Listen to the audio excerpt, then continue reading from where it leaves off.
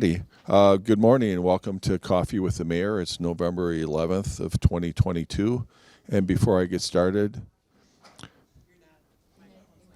okay, it's for that. So I'll talk louder for you. How's that sound? So thank you for being here again today. Our next coffee will be in January. And in January, our guests will be Dr. Keyser from the school district and Dan DeGroot or somebody from Stoughton Health and Sarah Ebert from the Chamber of Commerce. So we'll be back here in January. We're going to take December off. And my special guest this morning here on Veterans Day is our police chief, Dan Jenks. So Dan will have a few things that he wants to talk about. And if you have any questions for Dan, Chief Jenks, feel free to ask him. And then when he gets done, I'll run through some slides and you can have any questions you have for me. I'll be more than happy to answer. So the microphone is for the camera. All right. Well, thank you. I appreciate the invitation, Mayor. It's great coming down here and seeing all of you. Just to share what we had earlier today, it was our annual celebration for Officer Paul Krabbe, who is, a officer here back in the 30s. Unfortunately, he was murdered. Kind of a sad story. I grew up here and didn't really know much about Paul's history. As a kid, I remember hearing about Dead Man's Path, but I never realized why it was named that. And lo and behold, it turns out when Officer Krabbe walked along East Main Street, where he was gunned down in the early hours of September 30th, back in 1934, the supposed killer, after shooting Paul in the dark, he left the area up that hill behind the whatever bar and went up to North Street. And that's where a lot of us as middle schoolers had walked up and down that hill and called it Dead Man's Path. Never really understood it. So anyway, this morning we had a remembrance ceremony. The Legion came down. I mean, it's a big day, being Veterans Day, and I want to thank each and every veteran for their service. It kind of tied in with Paul. Paul had served in World War I for a little over a year, and of course Veterans Day, then it was known as Armistice Day for the first year, was about a year after the war ended. Paul then was back in Stoughton before he eventually met his end, like I just described. So for us in law enforcement, it's very special to remember people that have died in the line of duty. It's touching. It's a really long time ago, but it hits home today. Every time we hear of an officer being killed, it just hits so close to home. But I don't want to stick on the gloom and doom. So I'm glad to be back. I worked here for the police department from 1995 until 2018. I retired. Then I came back. Chief Leck contacted me and said that he needed some assistance with a changeover. I agreed to. I was still in law enforcement. I was working for the Wisconsin State Capitol Police, so I was still sworn and able to just kind of slide back to where I was. That led to an interim chief's position, and then I just kind of fell back into the fold, and I really enjoyed my time here before, so it was an easy transition back to full-time. So I really appreciate it, and it's been great working with Mayor Swadley and the entire city staff. They've been very welcoming to me. All the department heads have been very cooperative. We seem to have a really good relationship, and I just look forward to more and more of it. Any goals that you've set for yourself? Maybe talk a little bit about that. Final 10 pounds. I'm trying to lose. No, I'm just kidding.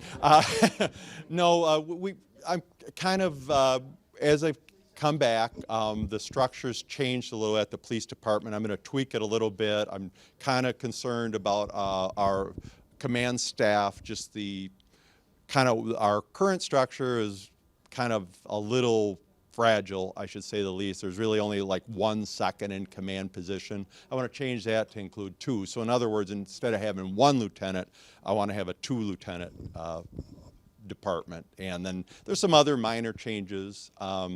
we're kind of revamping the interior of our police department until we get a new building, and Mayor Swadley will be talking about that shortly. No? Well, we definitely have outgrown the building, but we're making do. The building was built in the mid-'80s, I believe, in 1985, and it's undergone several renovations through the years.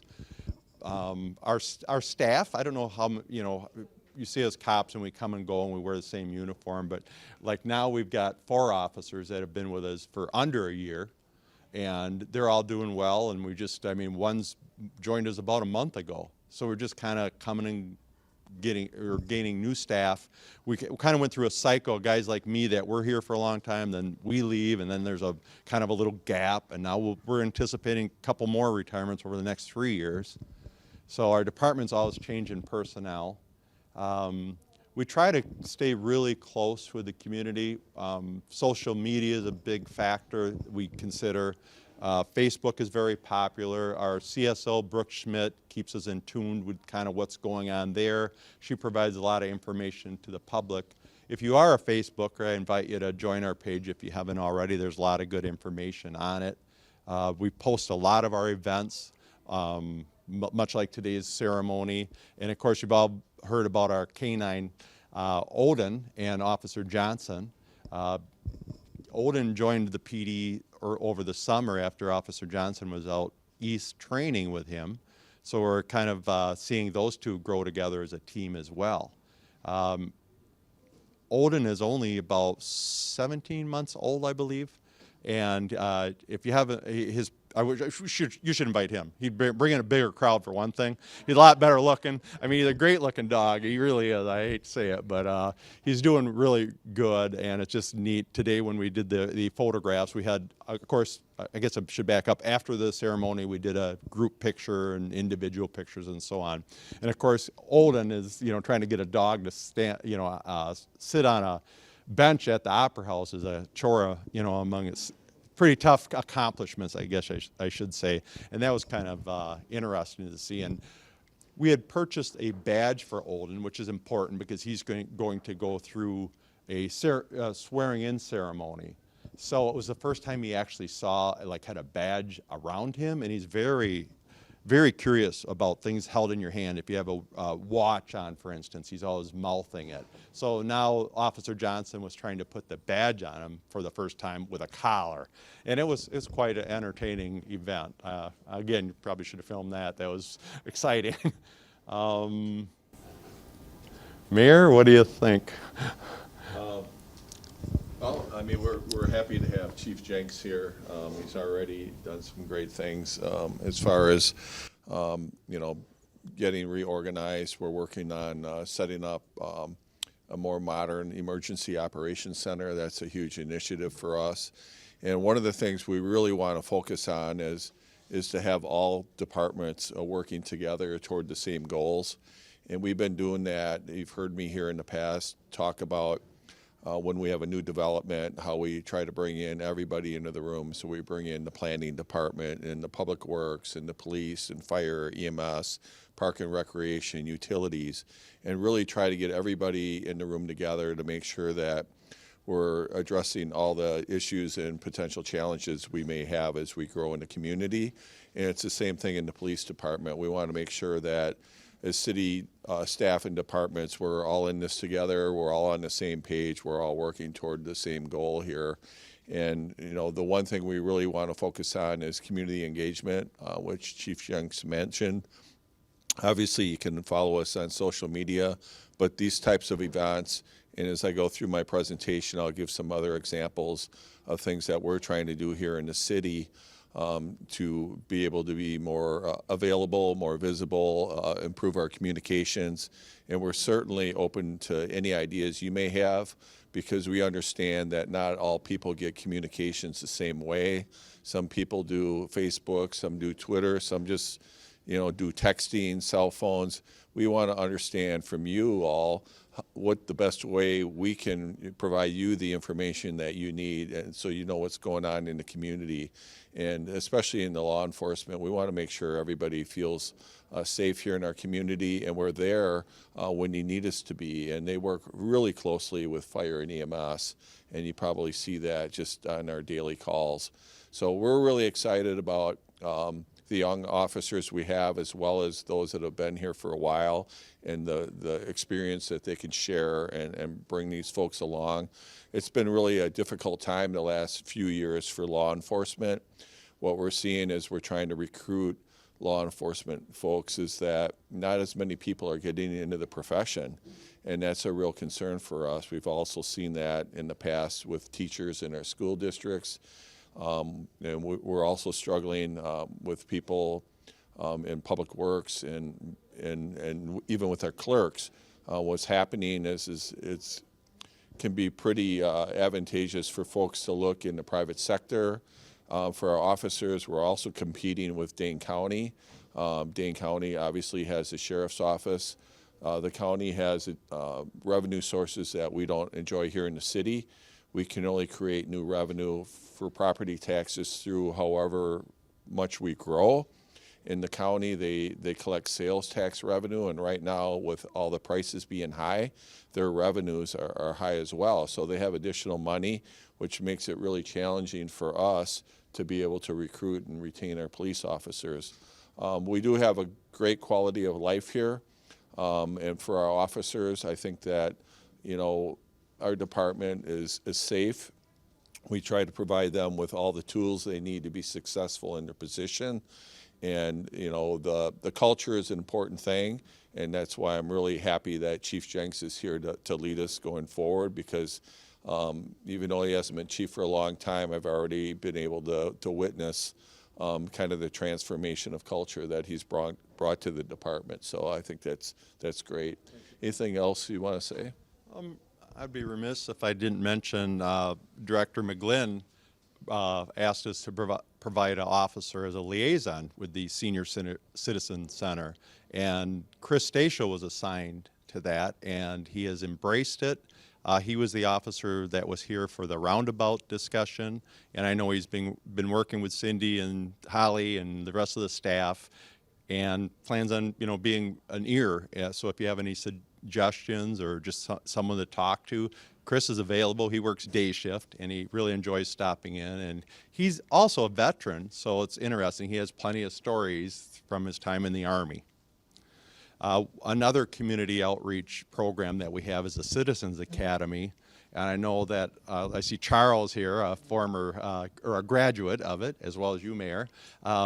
Officer Craig Jelseth and our CSO Brooke Schmidt administer that. Lieutenant Patrick Frisch started it, and its legacy continues on. It's a very popular program. Officer Jelseth just graduated his first class on Wednesday evening, and it gives people a chance to kind of see what we do behind the scenes, and it's a very interactive course. So not only do the students get to hear us tell them about our job, they get to participate.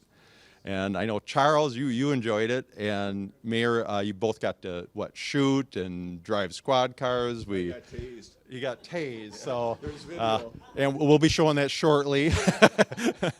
It's one of our favorites.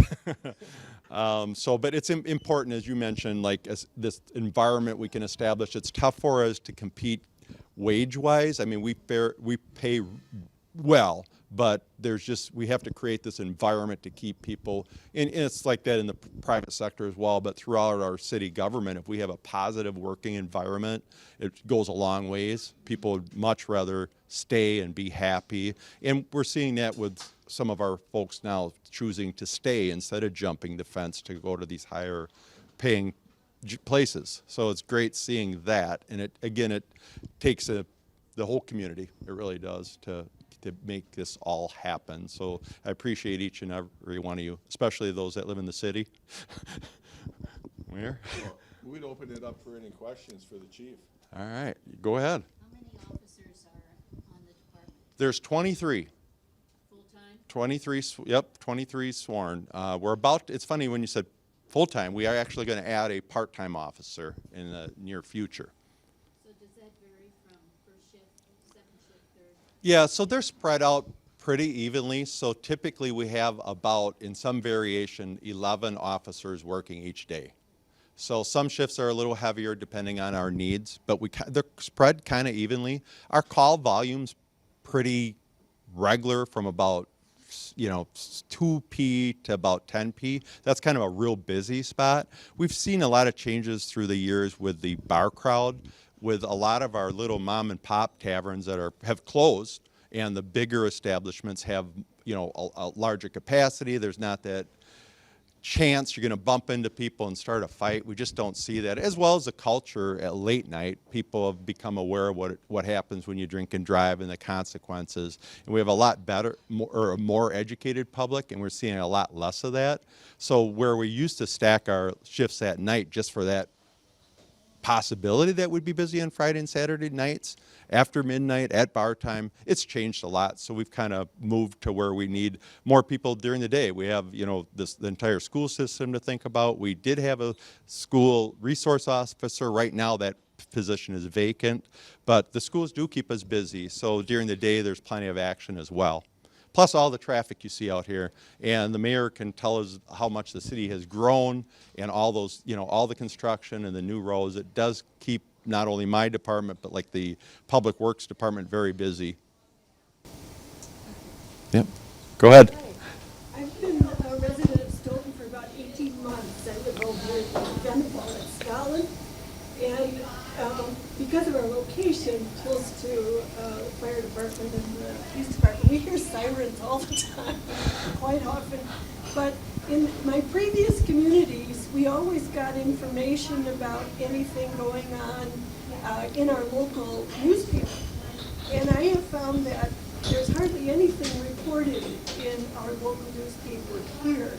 Is there an access point online that people can look up police reports or fire reports to kind of quell rumors in our little community? Yeah. Yeah, well, welcome to Stoughton. You've been here a short time, so I hope you're enjoying yours so far. Yeah, again, our social media pages is kind of where we do put a lot on Facebook. And as far as the, like the local newspapers, we really have no control over what they put. And they're kind of faced with the same challenges with staffing and how much time is in a day. If you're tech savvy, there is an app for your phone called Pulse Point. And what they do is in coordination with the Dane County 911. And those are mostly, I think, fire and EMS calls. Yeah. So if you're looking at fire and EMS calls, typically you can find them on there. Yes. And a lot of times the police department is assisting in them calls, but the individual police calls are not on that site. Right, yeah. As far as like the EMS calls the mayor had mentioned, we try to respond to most every one of those. Even if our guys, we're not quite the medical experts that our fabulous EMS team is or are, but we like to get there and just find the place because we're already here, we're on duty, we can get there really fast, and if nothing else, it helps them find the residents. If we've got our squad out front with the lights on, the door's already open, we're already getting information and updating our 911 center is what we're witnessing. So that just not, I don't want to go off too far, but that just. Sometimes people ask me, oh, how do you like Stoughton? What's the crime like there? And I have to say, I don't really know. The other thing you can do is on our TV station, and I'll talk about that a little bit during my presentation, they do televise the court. So that's something that you can watch. I believe I'm not sure exactly which night. It used to be on Wednesday nights. It's Yeah, still Wednesday. Wednesdays. So that's another thing you could do if you wanted to, track it that way. What's the station? The station is STO, and it's on Charter Cable, and it's on TDS. And in my presentation, I think I might have the channels on there, but we can get you that information after the meeting as well. They have just recently, and I'll go through that, have several apps for your phone as well. So we're always trying to, have continuous improvement in the area of communications. And that's another example of something that you can access relatively easily. Or you could watch it online as well. If you don't want to do the app or you don't have cable or TDS, you can go and watch it from the website. Which website? WSTO. Yep. And our camera crew here today can probably give you as much information about that as I can. So thank you for the question. Yeah, so thank you for your service, by the way. Oh, thank you. And were there any incidents on election day? Not here in Stoughton. With the intelligence that we had received beforehand, we were prepared. Like most anything, if we know there's a possibility, we like to address it. So our staff had a plan in effect. We worked with the clerk's office and, of course, the mayor, and we kind of covered all our bases. It went off without a hitch with a high voter turnout, and I know we had prepared our workers for things like active shooters, which is hard to believe, but we want to do the right thing and protect those folks. But no problems here. Yeah, what we did is the clerk kind of initiated an emergency management plan, which will be a working document. That'll be something that we'll continue to tweak as we go along. They're going to do a debriefing here next week, and with the poll workers, with the PDs, and just kind of summarize what went well, what we could do better, what we should do going forward, those types of things. And so we had multiple meetings with the clerk's office and some of the officers. What we tried to do is make sure that the poll workers and everybody felt and were safe. And then we provided two-way radios, for example. That was something they never had in past years, so we could have instant communications. We, got maps of the locations, so we knew what exit routes we could take. I mean, all sorts of little things that we could do in order to make people feel safer. The training you mentioned, the officers had more visible presence without being intimidating at the polls.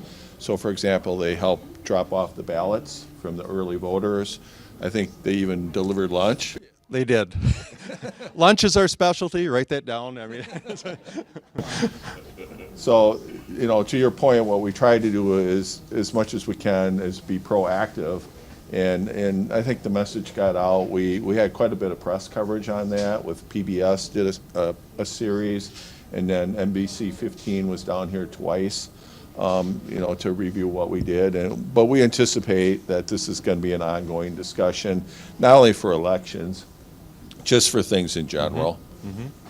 Absolutely. So yeah, we have a special events team, and that's what we kind of worked around with the clerk's office. I mean, as Mayor had mentioned, we had radios available at the poll locations. They had our cell phones. We had a command post at our dispatch center, just kind of set up and just in case.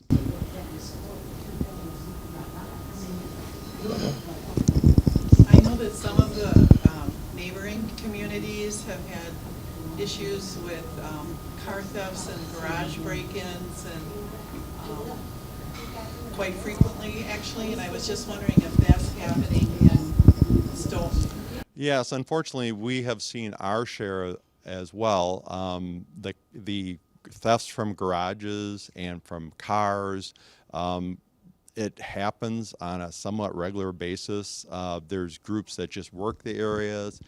We've shared some of the footage from residences where they show a vehicle just pull up, stop, and everybody gets out and bails, and they're going over and pulling doors on cars and checking the pedestrian doors on garages.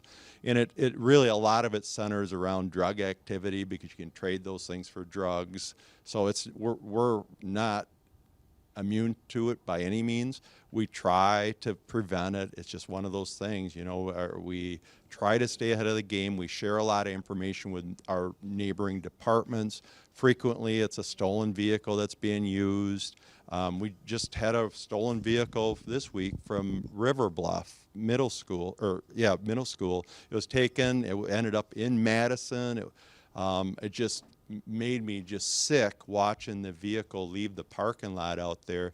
The person that drove it drove so recklessly they left at a high rate of speed out of by the administrative building onto North Street, right through a stop sign, went west along North Street.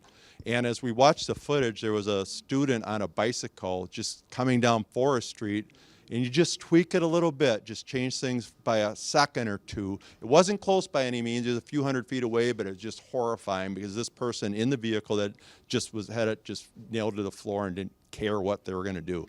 So we often think about stolen vehicles and these pursuits. Yesterday there was another one where it was a stolen vehicle that the sheriff's department initiated north of town, and it was coming down N, and we began to prep just in case it was going to enter the city. As we did that, the person that was driving the stolen vehicle did kind of a loop out off of N in the neighborhood near Havey Lane, and eventually struck a state trooper as they did a U-turn and were heading back towards Madison. That particular vehicle was stolen out of Janesville, and this was in the morning. So there's always been like this historic, bad things happen at night. Happens all the time during the day as well. So a lot of these things we're talking about, the thefts from residences and vehicles, can really be eliminated if you just lock your stuff up, because they're just going to go to the easiest target, the level, the path of least resistance. And if you have a vehicle open, which in this day and age is hard to believe that people are still doing it or leaving their keys in it, we're still finding that. I don't know where their heads are at. Just lock those vehicles. It's so easy. It just drives us crazy because as far as like the vehicle yesterday that crashed with the trooper and the one that left River Bluff, which I guess I didn't continue my story there, that ended up crashing in Madison, and the Madison ended up, they weren't chasing it at the time. It was loaded with some teenagers, and they struck another vehicle and wrecked the car and then took off running, and they caught a couple of them. And we were actually able to work with Madison and kind of identify some regulars in the stolen vehicle ring that somehow in Stoughton they got a vehicle. They're all connected. It's some of us think it's like an initiation thing where, hey, if you're going to be part of the gang, you got to steal a vehicle. I maybe take a set of keys and then I give it to Tim, and he goes back later, and then Tim drives it around for a week and he decides to give it to someone else, and it just kind of, they travel. Every day there's vehicles that show up on our hot sheet from the city of Madison, and we see them here frequently. I think what we're seeing is Dane County is by far the largest growing county in Wisconsin. In fact, in the last 10 years, Dane County is provided over 30% of the growth for the entire state, even though we only have 9.5% of the population. So naturally, as we have more people move into the area, we're just going to have more incidents. So you kind of take the good with the bad, but we're working really hard, as Chief mentioned, with Madison, with the Sheriff's Office. We're aligning our radio systems and things like that to make sure that we can have better and more consistent communication moving forward, so as we can anticipate more incidents, we can respond to them more efficiently. And I think that we've had pretty good success lately apprehending people. We had some vandalism in our parks. We were able to solve that one. So I think that we have some things out in the community that help us with that, and we'll continue to use technology as part of another tool in the toolbox for the police department to help apprehend and hopefully help even prevent some of these incidences. Any other questions, Chief? No. There's one. What kind of a relationship do you have with the high school regarding negative events that occur there, including active shooter type programs? Oh, great question. So not only the high school, but we interact with the entire district. So this past summer, we again trained with our education partners, if you will. So the school district put on their own active threat training, and we participated as well. So there again is an operational plan in place. They have been very good to work with, where we continue this partnership relationship, because what is paramount is the student's safety, and it concerns us both. So both organizations work closely together, and we're in constant communications with them. The new superintendent, Dan Kieser, he and I have had many conversations and text messages about certain things that are going on, and we share a lot of information. It's been very helpful. We're trying to stay ahead of the curve and avoid issues, but they really, the school administration plans for a lot of events, and they include their strategies with us. So if you're asking, like, how do we work as partners, I'd say very good.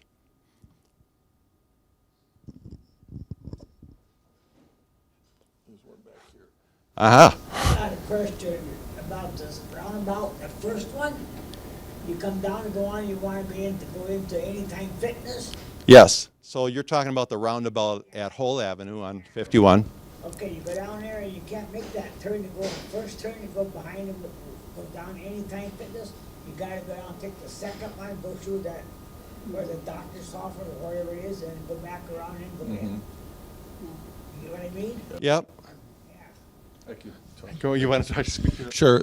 So the roundabout is a Department of Transportation project, and we did have several meetings with particularly about that kind of that little frontage road there by the clinic, and they have design standards that they go by for clearance, and the owners of the businesses there were really concerned about having the roundabout there and having it extend beyond that road.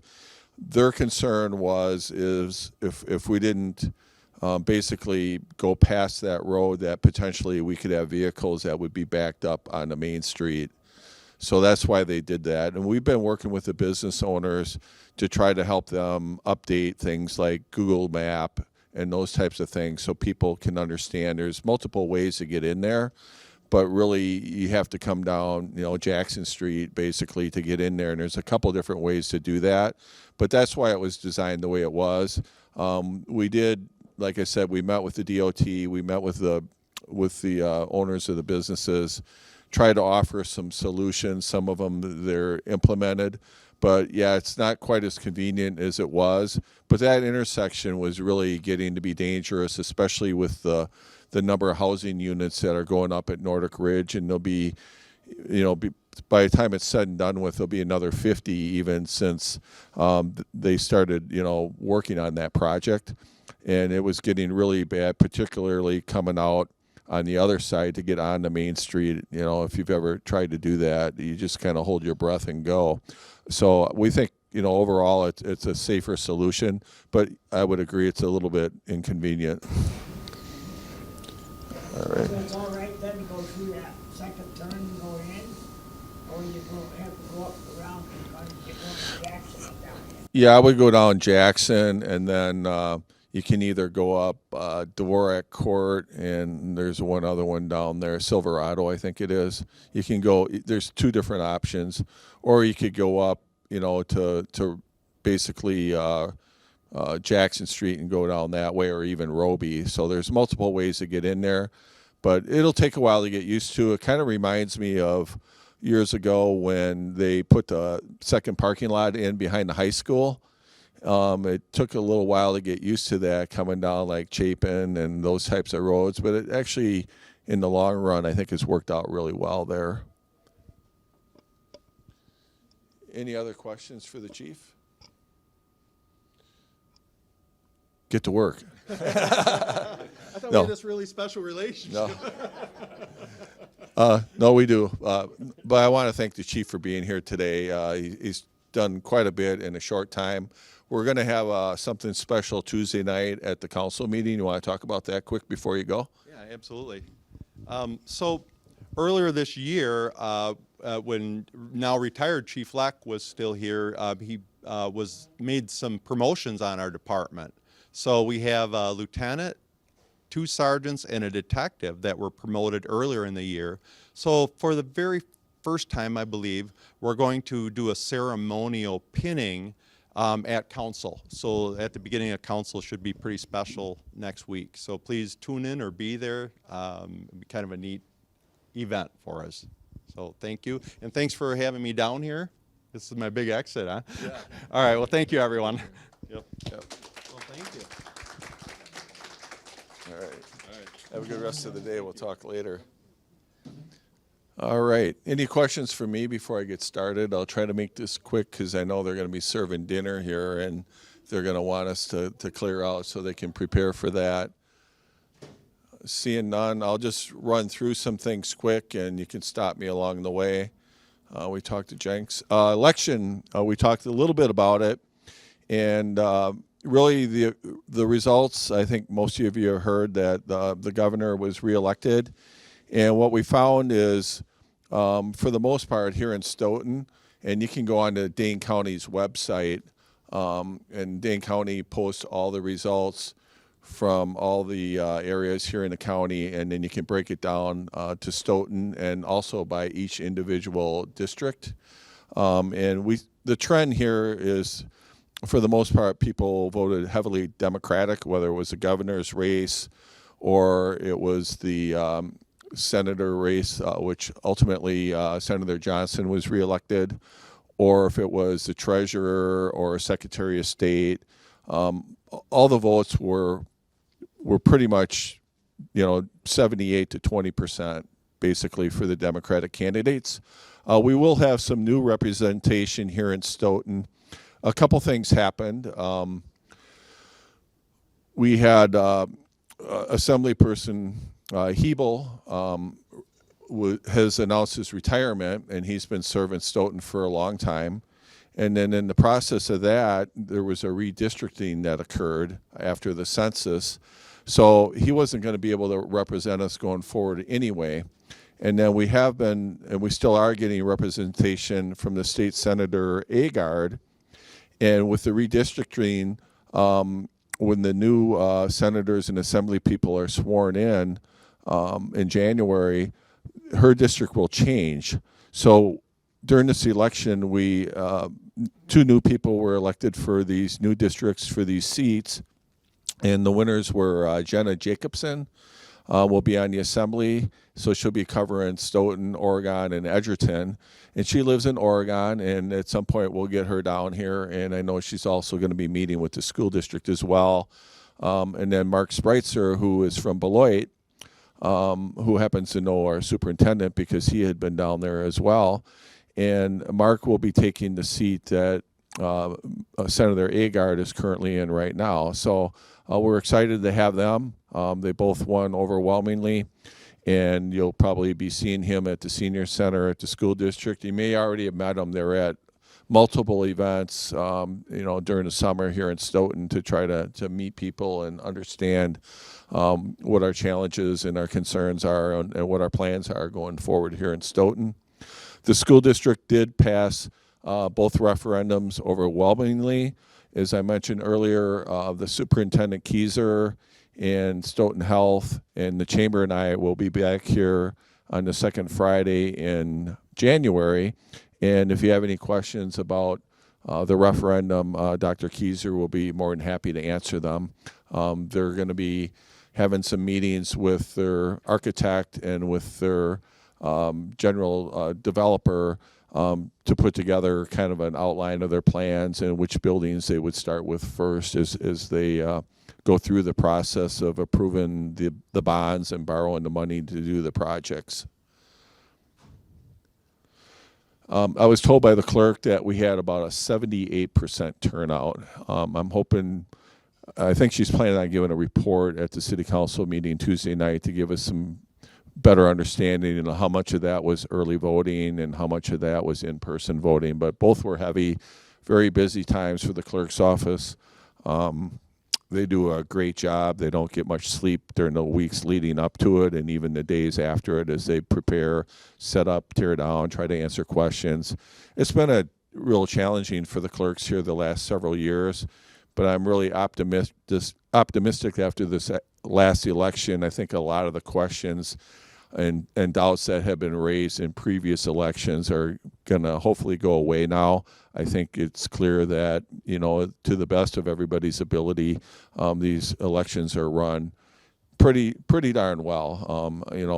And we have an amazing amount of volunteers that help at the polls to make sure that these things go off without a hitch. So we'd like to also recognize the people that worked at the polls as well, and thank the voters for turning out. We had a medication drop. We do this once or twice a year at the fire station, and totally between the fire station med drop and then the drop box that's at the police department, which is always available for expired pills that you want to get rid of. We collected 776 pounds of medication, and then also at the med drop at the fire station, they also collect needles and give out containers for them as well. So if that's something that you need going forward, you can look for that on our social media accounts and in the paper. They're usually announced.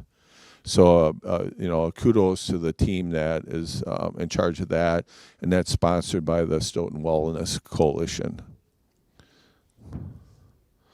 The roundabouts, as we talked about a little bit, are finally completed. The barrels are gone. The grass will grow into the spring. So hopefully people will get used to driving through them. But it seems to be working out pretty well so far. I haven't heard too many complaints, and usually I do on traffic issues. But it slows traffic down as well as keeping it moving. And I think that, it's just something that, as we move forward, we'll probably see more of and have to get used to them. As far as the DOT is also still working on, they're still working on other things regarding the 51 corridor project. I still have this on there, get rid of that. And that's going to be done in phases, and they're still in the process of designing some things. And we will expect to hear more in 2024. They're going to start on the east side of town between Spring Road and 5th Street will be the first section. And then they'll work on some sections kind of toward McFarland. And then eventually we'll be doing Main Street downtown here will be one of the later phases. 51 West, if you're going out by Stoughton Lumber and Eggleston's Woods, you can see there's a big apartment building going up. Right now, there's some duplexes going up here in the orange on the east side. Many of the roads on the west side have been put in, and a lot of the water lines and sewer and electricity has already been run. The plan is for the winter, you will not be able to access the west side because there's really no reason to go in there, so we're not planning on really doing any snow plowing or anything like that in there because nobody's building there yet. On the east side, those roads will be open as the duplexes and apartment construction continues. Go ahead. Yes, that's like, what is the, it's sort of maybe a two-story, quite a large building that's going in on the east side of Highway 51. So is that phase one? Yeah, that's it's in the brown there. It's the first apartment building. There'll be 3 apartments there, and there'll be mostly 1 and 2 bedroom apartments. And it'll be similar to the apartments that are at Nordic Ridge if you've been out there. Nordic Ridge is a development kind of to the west of Main Street, not too far from Fox Prairie School, kind of by yeah, it's kind of south. Yeah, on Whole Avenue. Yep. So it's the same group that built those apartments. They're a McFarland-based company, so they've done a lot of work in McFarland as well as they're doing some work in Oregon. So yeah, the first building will be apartments, and then these orange here, these duplexes are going in. The yellow and black, all these trails are done. They connect to the Virgin Lake Trail, and if you go out there, you'll see a lot of people are already using the trails. So we think that's going to be a really nice feature. And as the city will eventually grow to the north in the vacant farm field there that goes all the way to Highway B, all those trails will connect there as well. Is that slide on the city Yeah, you should be able to find that. What's across the street from what you were just talking about? On the west side? Yeah, that big building, phase 2. The red one? So phase 2, the red part would be potentially commercial space. And, you know, there's a lot of rumors going on, and we're not aware of anything that's under negotiation. The way this is set up right now, based on the DOT's traffic counts, if this was, for example, going to be a big store, we would have to put in a roundabout here at this intersection here, and that carries about a $2 million price tag, and it's probably climbing as I speak. And the plan right now is for the DOT to do that intersection as a roundabout in 2026. And if we wait until then, all but $200,000 of that expense will be paid for by the DOT because they have to do that work anyway. So as far as I know, there isn't really any negotiation going on with anybody in particular for this lot. Now, this could be one big store, or it could be multiple stores. It could be strip malls. The way it's zoned, they have the flexibility to do anything. So this is mostly just kind of a footprint or a placeholder, if you will, for potential commercial development. So as of right now, we haven't really been told anything. It would be a little bit premature for them to go under contract anyway, because, you know, we would anticipate it wouldn't get built out till 2026. But you never know. As soon as I say that, you know, I might get a phone call, right? So, but that's kind of where we're at today. And then there'll also be some more apartments here in Brown. These, the orange here, there's a couple areas where there's orange where they show fourplexes. We're actually going to be at the Plan Commission and City Council to change those fourplexes into duplexes so they can actually get more of them in there. So right now, this area here, for example, just below the Brown, those would be 16 units. If we put duplexes in there, we can get 20 units in there, which gives us more land use, more opportunities. We have a huge housing shortage here in Dane County, so anything we can do to provide, you know, more density is a good thing. So, and then the yellow down here, these would be single-family homes, and then some more duplexes, and then the trail system would go through there as well, and with future connections. The next one, this is out behind Walmart. This is Kettle Park West, and they've begun some work up here kind of in the northeast corner of it. There's about 5 buildings that have gone up right now. They've pulled, I don't know, maybe 10 or 12 permits. We anticipate they'll be doing quite a bit of work next year, depending on how the market goes and how fast these homes sell. This is one of the model homes there that they have built. Like I said, there's about 5 of them right now. They're going to try to get one built so people can come out there and see what they look like. This is Magnolia Springs. This is south of town. Go past the library and keep going outside of town on the edge. It used to be the Tigan Farm out there. This one here went through the Dane County Capital Area Regional Planning Commission for the Stormwater Management Plan. This one will be at the Plan Commission, and then the City Council to approve what we call the platting, which is the layout of the yellow single-family homes and the orange duplexes. And then we have to look for things to make sure everything is consistent with our ordinances as far as setbacks in the front, sides, and backyards. Make sure that everything flows the way we want it. That's kind of the last step, is to approve the plat. And then at that point, they'll be ready to pull permits. So we're anticipating that this will be built out in phases. Probably the first phase, I'm guessing, will be this northwest corner here next spring is the hope. We're also talking about some development on the east side with Stonecrest, and this is kind of the area off a racetrack road running parallel to Highway A by Stoughton Trailers.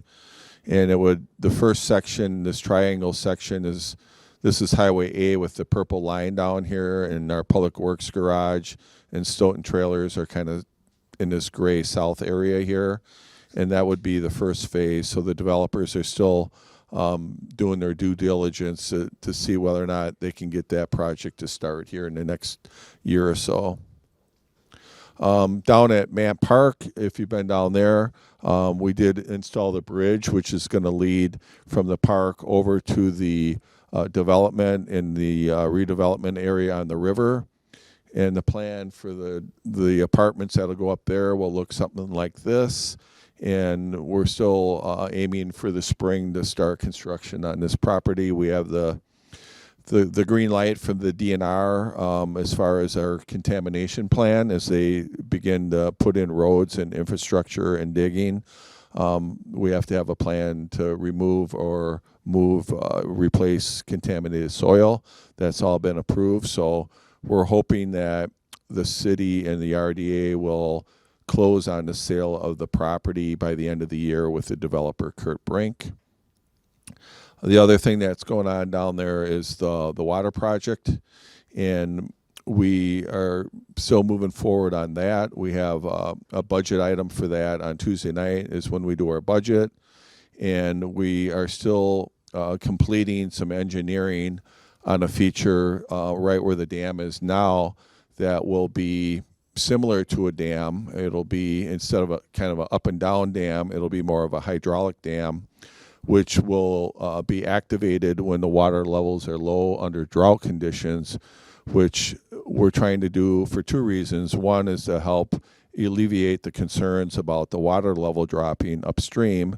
And then the other thing it'll do is, one of the features we'll have for the water park is a surfing feature.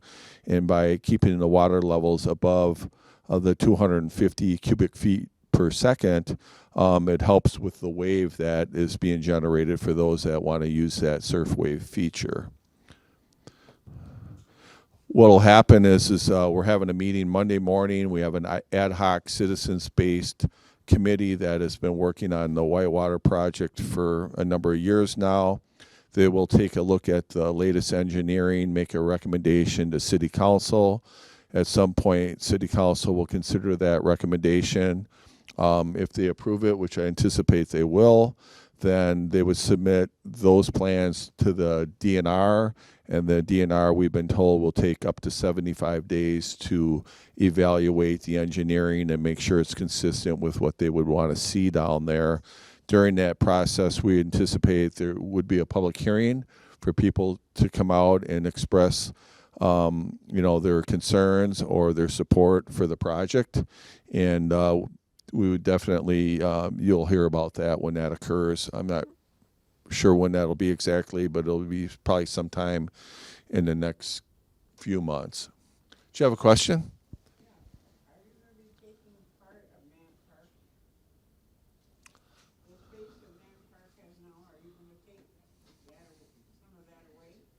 No, what we're going to do at Mant Park is we have a master plan for the park, and in the master plan, the only thing we're going to take away is the softball diamond. So there's a softball diamond by the road at Mant Park, and the plan is to remove that diamond because we don't have quite a lot of use there. We can move those games down to Racetrack Park or one of the other parks, and then we're going to put additional parking lot there, which will be great for the Mant Center where they have the hockey, and it'll be good for the fair when they have the fair going on. It'll be good for any other events. We have coffee break, and we're hoping to have more events at Mant Park once we get more parking down there.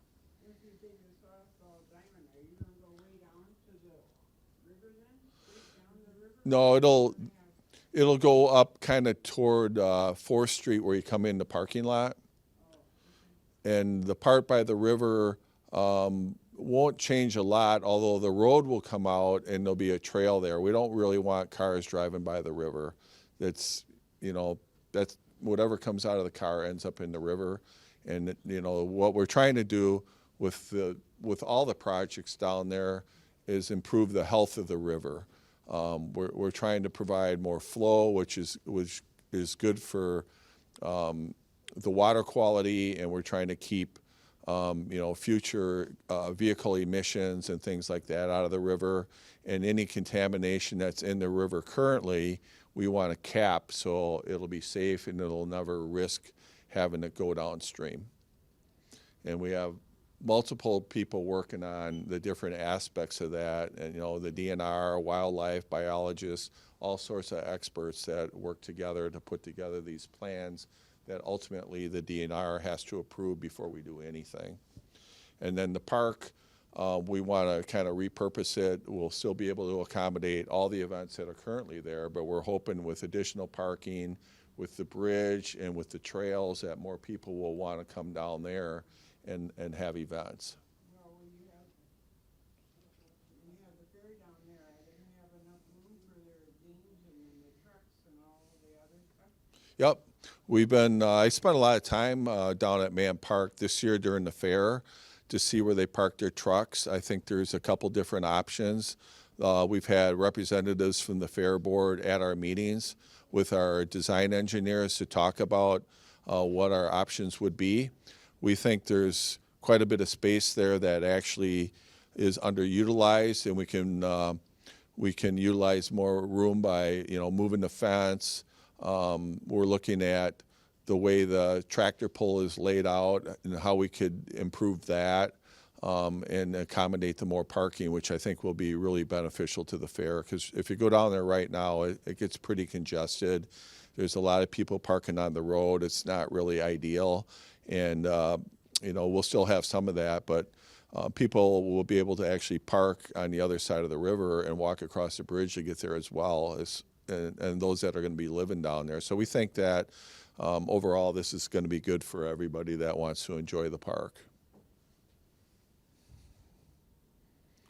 Couple of new businesses. The Nevermind Saloon was sold. They're in the process of remodeling it right now. When it reopens, it'll be called The Revival. Big Sky was another restaurant that recently the owners decided to retire and sell the building.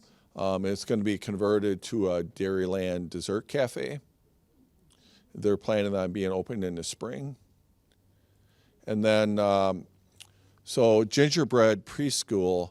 You might recall for many years, Martin Luther had a preschool over at Yahara School, and then they sold out. My understanding is they sold out to Gingerbread Preschool, and Gingerbread has been operating there the last couple of years. And Martin Luther always had a piece of land over by the business park near Ortega, and Gingerbread purchase that land as well. They're going to take the 5 acres, I believe it is, split it in half and put up a new preschool and after-school program or daycare program there. So that'll be a nice infill thing. That lot's been sitting empty for a long time. And then at the Pizza Hut building, that building's going to come down, the old Pizza Hut building, and we're going to be looking at a plan next week. They want to put up a 3-unit building, and on the 3-unit building there would be one that would have a pickup lane only, so you have to pre-order. I don't know what the business will be, but whatever it is, you'll have to order ahead of time, and then you can get in the line and pick up the food. And that'll be on the right side, which is, and the reason they're going to do that is because there's not much space between there and Main Street. We certainly don't want people ordering there, because then they'll be backed up to Main Street. We would never allow that. And then the building on the left side will be your traditional drive-through lane. So you'll drive around the building, and then you drive around the building here, and you would order and come through the drive-through lane, pick up here, and then go back out on the Main Street. So it'll be two sort of quick service businesses. I'm not really sure what they're going to be. And then the middle unit, I'm not really sure if that's going to be an office or what that's going to be. So I'm not really sure what the timetable is for the demolition of that building. They have to get the new building approved first. Do you have a question? I have no idea. Yeah, I'm usually the last one to know. But when I find out, I'll let you know.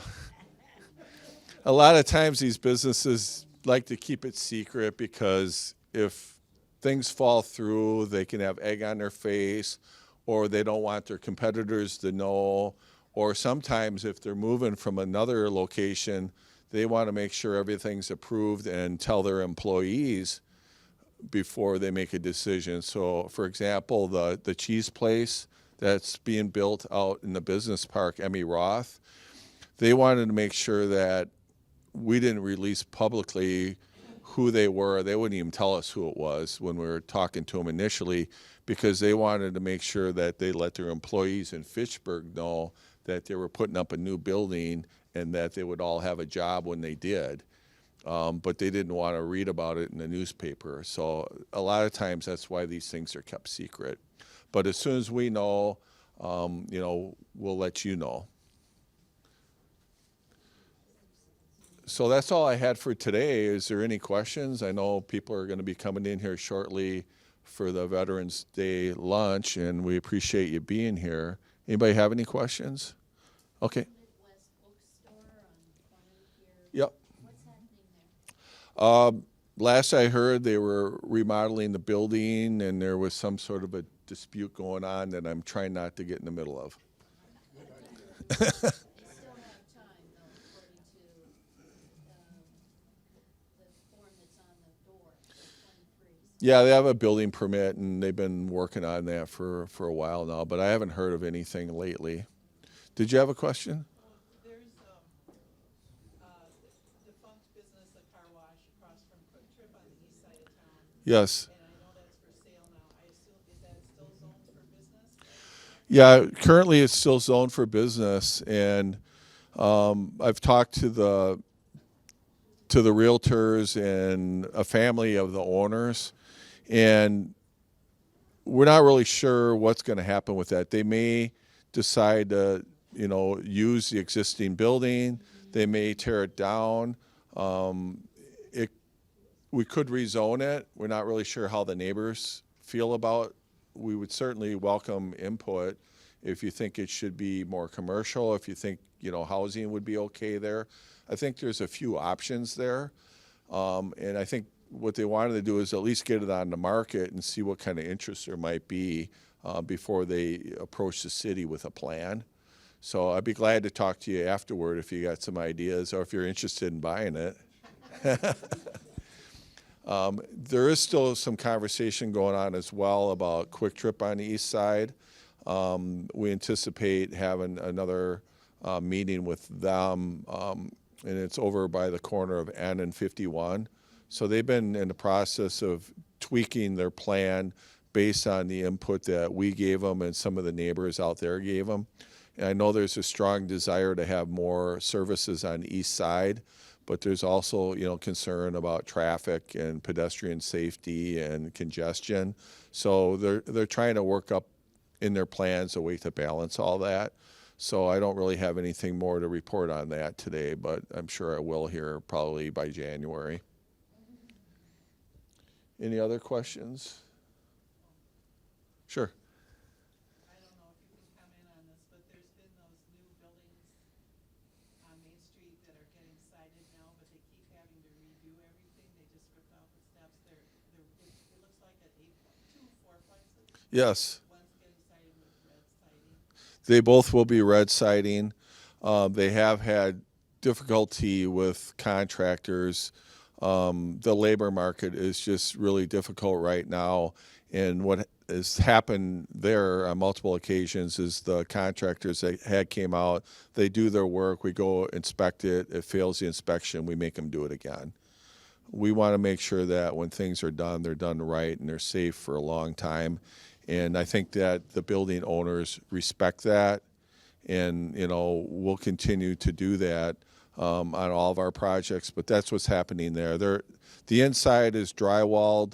They're anticipating painting soon, and they have all the appliances they need. So once they get the outside done, they're going to re-roll the landscape and then finish the inside. And I think it should hopefully wrap up here pretty quickly. It's been a long process, and it's kind of ironic that it was on the site that had a gas station, and it was the Marathon gas station.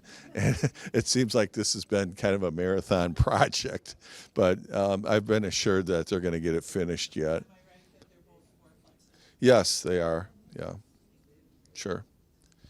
Any other questions? All right. Thanks again for being here. Have a great Veterans Day. We appreciate all of those that have served, and I know they're going to be having some food here. So if you're hungry, stick around.